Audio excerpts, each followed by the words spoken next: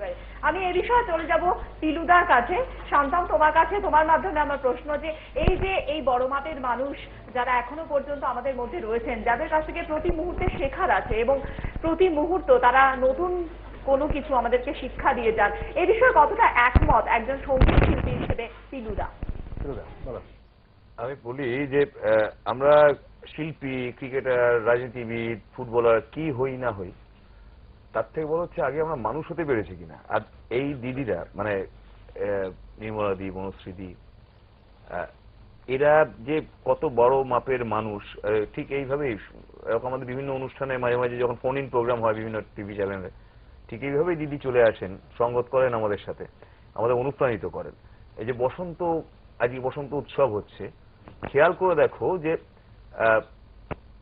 আমরা কতটা পেরেছি, কিচ্ছু পারিনি, মানে আমরা 0.5% আমরা পৌঁছাতে পারিনি দিদিদের কাছে, কিন্তু তার গলায় এখনো পর্যন্ত চির বসন্ত হয়ে রয়েছে। 60-এর দশকে বনশ্রী সেনগুপ্তর গলা, 70 দশকে বনশ্রী সেনগুপ্তর গলা, 8-এর দশকে, 9-এর দশকে, 2000, 2015, আরো 3000, সবসময় জানবে যে এই গলায় যে চির বসন্ত রয়েছে, এই বসন্তের আমরা প্রত্যেকটা মুহূর্তে তাকে খনন করি, সন্ধান করার চেষ্টা করি যে কিভাবে তিনি রেখেছেন, কিভাবে বিরাজ করে রেখেছেন। যখন উনি হারমোনিয়ামে ফেলছেন তার গলাটা সুর, আমার অঙ্গে জলে রং মশাল, দেখো গায়ে কাঁটা দিয়ে উঠলো। এবং এই কাঁটা লাগার মানেই হচ্ছে বসন্ত। এই যে গলার ভিতরে এখনো পর্যন্ত বনশ্রী দিয়ে নিয়ে রেখেছেন চির বসন্ত, আমাদের প্রতিটা মুহূর্ত শিক্ষিত করে, প্রত্যেকটা মুহূর্তে প্রণাম করতে, শ্রদ্ধা করতে, সম্মান করতে শেখায়। যে সামনের দিনে যার ভাবিকালের প্রজন্ম আসছে, তাদেরও অনেক কিছু শেখার বাকি আছে যেটা ওনারা নিয়ে এসছেন। আমরা প্রতিটা মুহূর্ত অবজার্ভ করি আর অ্যাবজর্ব করার চেষ্টা করি। আমি প্রথমেই বলেছি যে আবির দিয়েছি পায়ে দিদির, আর গলার চির বসন্ত আমাদের প্রত্যেকটা মুহূর্তে আমাদের রঙিন করে রাখে, আমাদের সামনের দিনে গান গাওয়ার সাহস যোগায়। অসাধারণ। ঠিক, হ্যাঁ, সত্যি সত্যি এটাই কথা যে এমনি এমনি তো বলা হয় না ওল্ড ইজ গোল্ড। আসলে বলবো যে ওরা চিরকালীন, বোধহয় তাই মীনাক্ষী। একটু শুভ্রকান্তি বাবুর কাছে যাব। আর কিছু কিছু আছে চিরতাকালীনও আছে। না, সেই প্রসঙ্গে যাব না, কিন্তু একটু শুভ্রকান্তিদের কাছে যাব। যে এই যে সময়টা বদলে যাচ্ছে, দিদিরই একটা গান আছে, প্রেম শুধু এক মোমবাতি, তাতে একটা কথা আছে না, জীবনের রং বদলে যায় রাতারাতি।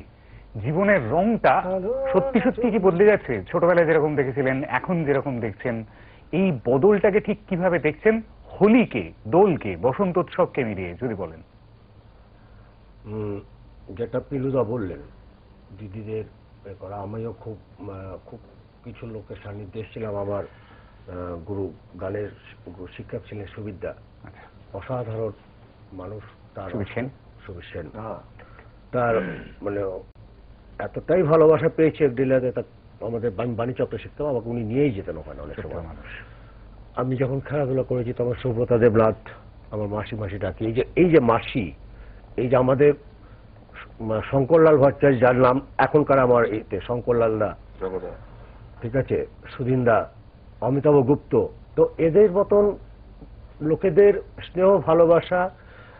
এবং আমি যেটা বলি সবাইকে যে নির্ভেজাল একটা প্রশ্রয়, ঠিক, এই প্রশ্রয় আমরা অন্যায় করলেও যেন মনে করে এখন আমরা সেই ছোট বাচ্চা প্রশ্রয় দিয়ে তাকে বলে না বাবা এটা মনে হচ্ছে যেন তুমি এই যে আজকালকার যুগে কি বাচ্চাদের মধ্যে বা ইয়াং ছেলে মেয়ে সবার মধ্যে একটা বয়স্কদের যে সম্মান দেখানোর প্রবণতা নেই, কিন্তু না আছে আছে আমার যাই হোক, আমি কিছু আছে,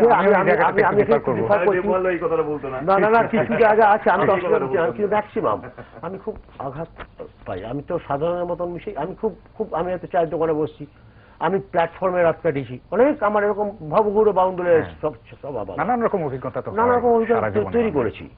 আমি আজকে একটা কবিতা কি বলতে পারি, মানে আজকের বসন্ত সময়ের মধ্যে আমি একটা একদম মানে বসন্ত আমরা জানি রবীন্দ্রনাথকে দিয়ে শুরু হয়, কিন্তু রবীন্দ্রনাথের বসন্তটা কিন্তু এখন আমার মনে হয় আমি অতি সাধারণ, অতি নগণ্য, কিন্তু আমার চোখে যেন সেই বসন্ত পাল্টে যাচ্ছে ধীরে ধীরে। আপনার অনুভূতি? আজ বসন্ত কবির চোখে, মানে আমার চোখে। বসন্ত এসেছে সন্তানহারা মায়ের চোখের জলে ভেজা আঁচল ধরে, রজনীগন্ধার মালায় সজ্জিত শরীরে চিরশান্তির ঘুমের বাসসজ্জায়। সোমালিয়ার পথে প্রান্তরে কৈশোর হারিয়ে যায় গোলাগুলি আর বারুদের ধোঁয়ায়।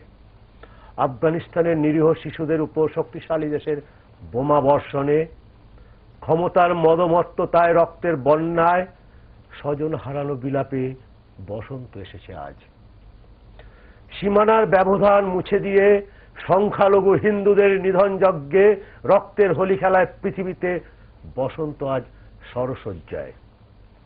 শর্মিলা ইলাম চানুর আমরণ অনশনে, অহিংস আন্দোলনে, গণতান্ত্রিক রাষ্ট্রের সহিংস বলপ্রয়োগে বসন্ত আজ হাসপাতালের ওষুধি গন্ধে। রাজধানী দিল্লি থেকে মধ্যপ্রদেশ হয়ে সাংস্কৃতিক চেতনার রাজধানী তিলোত্তমা কলকাতায় নারী নির্যাতনে, ধর্ষণে বর্ণহীন বসন্ত এসেছে পলাশের বুকচেরা রক্তের দাগে। তবুও আজও বসন্ত, তবুও আজও স্বপ্নরে প্রকৃতির আঙিনায় বসন্ত আসবে আবার শান্তির সাদা পায়রা উড়িয়ে, কৃষ্ণচূড়ার বনে আনন্দের রং ছড়িয়ে। শান্তির আনন্দ যজ্ঞে গানের সুরে ভরিয়ে দেবে নতুন প্রজন্ম, কান পেতে অধীর অপেক্ষায় পৃথিবীর মন। সময় খুব সীমিত, অতএব নানান রঙের বসন্ত, বসন্তের নানান রঙকে ধরবার চেষ্টা করছি আমরা। শুভ্রকান্তিদার কবিতাতে আরেকটা রং ধরা পড়ল, বসন্ত। আসলে বোধহয় ঋতুরাজ বলা হয়, তো ঋতুরাজ বোধহয় ওই শুরুটা করে দেন, তো আমাদের শীতের যে ঘুম, সেই শীতের ঘুমটা থেকে জাগিয়ে দেন বসন্ত। এরকম